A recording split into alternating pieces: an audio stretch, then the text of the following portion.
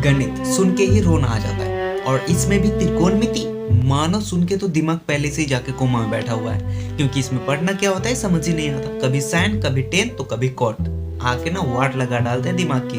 और इससे भी नहीं होते तो इसके 3 और आ जाते हैं, और इसलिए गणित का नाम सुन के रोना ही आता है। भी इस मर्ज का मरीज हो तो फिर टेंशन ना लो, क्योंकि आज हम लोग इस वीडियो में इसी टॉपिक पे स्टडी करेंगे, वो भी मस्ती के साथ। तो चलो शुरू करें वीडियो को। तो आज है हमारा डे 3, जिसमें हम लोग पढ़ने वाले त्रिकोणमिति। तो इसमें टोटल 3 फंक्शन को आपको याद रखना है, पहला साइन थीटा, कॉस और फिर टेन। फिलहाल बस इतना ही। और याद रखना कि हम लोग त्रिकोणमिति में किसी त्रिभुज, किसी समकोण त्रिभुज के बारे में पढ़ते हैं। और साइन थीटा जो कि एक समकोण त्रिभुज है, तो ये इसका बेस, ये इसका परपेंडिकुलर लंब और ये इसका हाइपोटेनस होते हैं। और आपको याद रखना है कि जब थीटा यहाँ पर हो हमारा, तो इसके सामने वाला थीटा के जो सामने होगा वो होगा हमारा लंब, और जो सामने नहीं होगा वो होगा आधा, यानी बी होगा वो। और साइन का जो मान होते हैं वो होते हैं P/H, मतलब P परपेंडिकुलर अपॉन हाइपोटेनस, और cos थीटा का जो मान होता है B/H, और टेन का P/B।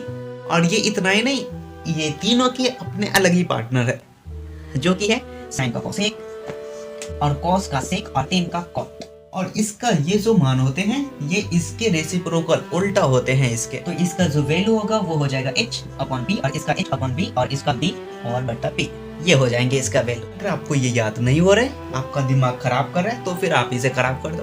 देखो P, B और फिर P, जैसा P, B। तो अब इसके साथ हम छेड़खानी करेंगे और इसे कुछ ऐसा करेंगे, P. अब आप इसका कोई ऐसा फालतू सा फुल फॉर्म कर लो जो आपके दिमाग में नोट रहे हैं, और ये हमेशा के लिए आपके दिमाग में सेव हो जाएगा, आप कभी नहीं भूलोगे। तो ये कुछ इंपॉर्टेंट फार्मूला है कि साइन का मान हो तो वो होते हैं P/H, कॉस का मान P/H, टेन का ये होते हैं। तो अब ये आपको याद रखना है। अब आते हैं इसका मेन फार्मूला पे, जो कि होते हैं रेशियो वैल्यू।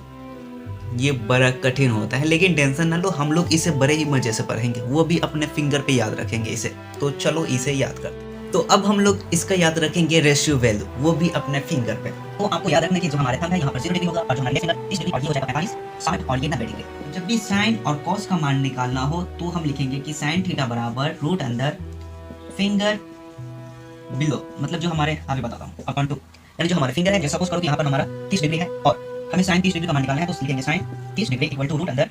देखो यहाँ पे 30 है, तो इसके नीचे कौन से नंबर, कितने नंबर, कितने फिंगर है, 1 फिंगर है, तो हम यहाँ पर लिखेंगे रूट अंदर 1 और नीचे में 2, यानी इसका वैल्यू क्या आ गया 1/2, क्योंकि रूट के अंदर 1 बाहर निकल जाएंगे तो 1 ही होगा, बस इस तरह से। अगर 45 डिग्री का मान लो तो 45 यहाँ पे है, जो कि हमारे इसके बाद 2 फिंगर है, तो हम बोलेंगे कि साइन 45 और रूट के अंदर 2 और फिर से बटा में 2।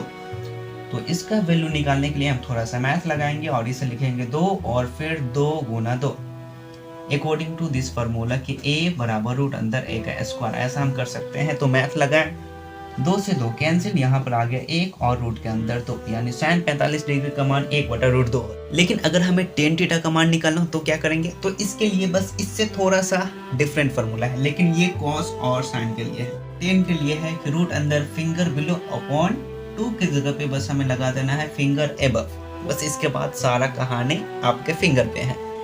तो देखो यहाँ पे था हमारा 30 डिग्री और यहाँ पे 45, 60 और ये 90। तो अगर हमें बताना है कि 10 90 डिग्री, 10 90 डिग्री का मान बताओ, तो 90 डिग्री कहाँ है, और इससे ऊपर, इससे नीचे का बताना है, तो इससे नीचे 4 उंगली है, तो यहाँ पर हम 4 लिखेंगे 4, और इसके एबव, इसके ऊपर कितने नंबर है, उंगली 1 भी नहीं है इसके ऊपर, तो यहाँ पर हम 0 लिखेंगे। तो रूट के अंदर 0 मतलब ये अनडिफाइंड हो जाएंगे। तो बताना है आपको कि 10 90 डिग्री अभी आएंगे, तो ये हो जाएगा हमारा अनडिफाइंड। तो चलो ये सारे वैल्यू को अपने टेबल में भरते हैं। तो सबसे पहले साइन 0 डिग्री का मान, साइन 0 डिग्री का मान तो देखो फॉर्मूला है हमारा फिंगर बिलो अपॉन 2, तो 0 डिग्री यहाँ थंब पे है, इसके नीचे एक भी फिंगर नहीं है, मतलब 0/2, जो कि हो जाएगा 0। और 30 डिग्री का मान 30 यहाँ, और इसके नीचे एक फिंगर, तो रूट के अंदर 1 और बटा 2, मतलब 1/2, और 45, तो इसके नीचे 45 यहाँ पे हमारा, और इसका जो वैल्यू निकाले थे 1 और बस 1 रूट अंदर 2 था। फिर 60 डिग्री का रूट 3 अपॉन 2, क्योंकि 60 डिग्री है, इसके नीचे फिंगर और फॉर्मूला तो रूट 3 और बटा 2, और 90 डिग्री का मान तो इसके नीचे वाले 4, 4 2 बाहर निकल गया रूट से, और 2, तो इसका मान यहाँ पे बेसिक गणित लगा और ये कट के 1 आ जाएगा रिजल्ट। अब आते हैं कॉस का। कॉस का मान आखिर कैसे लिखेंगे, तो कॉस का मान लिखने के लिए हम करेंगे बस इसके उल्टा, वापस आ जाओ, जो यहाँ 1 है वो 1 यहाँ पे आ जाएंगे, यहाँ पे आ जाएंगे रूट अंदर 3 और 2, यहाँ पे आ जाएंगे 1 और 2, और यहाँ पे आ जाएंगे 1 और बटा 2, और यहाँ पे 0। लेकिन अगर 10 का मान निकालना हो तो इसके लिए बस ज्यादा कुछ करना नहीं, क्योंकि बस ये कॉस वाले से इसमें साइन में भाग दे लो, क्योंकि 0 में 1 से भाग देंगे तो रिजल्ट 0 आ जाएगा, और ये पूरे से इसमें भाग देंगे तो 1/3, और इसे भाग देंगे तो ये 1। अब इसको देखने को यहाँ आ जाएगा रूट 3, और यहाँ पे आ जाएंगे ये अनडिफाइंड। नेक्स्ट क्लास में जिसमें हम इसका पार्ट 2 देखेंगे।